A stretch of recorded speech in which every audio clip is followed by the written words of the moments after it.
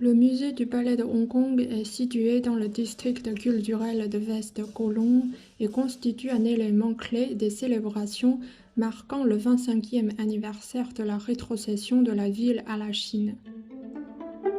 Intemporel et sans limite, 914 antiquités et pièces d'art chinoises sont prêtées par Beijing.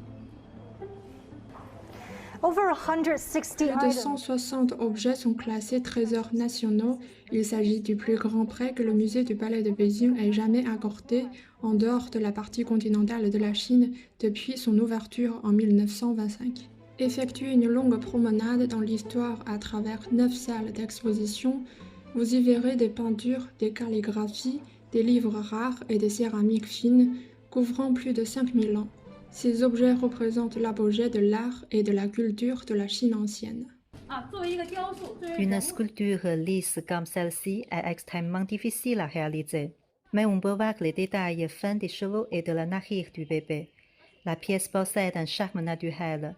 Ce type de céramique à glaçure blanche est extrêmement rare, car il était fabriqué exclusivement pour la royauté. Certaines pièces délicates ne seront exposées que pendant un mois afin d'éviter d'éventuels dommages dus à la lumière et à l'humidité. D'autres pourraient rester à Hong Kong pendant plus d'1 an.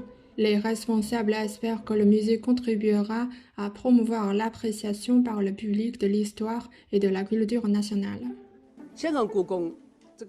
Le musée du Palais de Hong Kong est une étape importante pour la ville.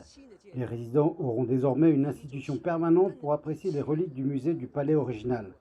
Cela présente également de nouvelles opportunités pour les écoles et les communautés d'étudier la culture et l'art chinois.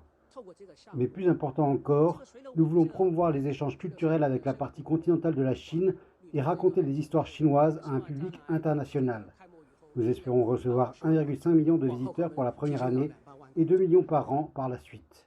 Le musée est également un nouveau point de repère architectural à part entière. Il ajoute un nouvel attrait au quartier culturel de West Kowloon, conçu pour stimuler l'économie créative de Hong Kong.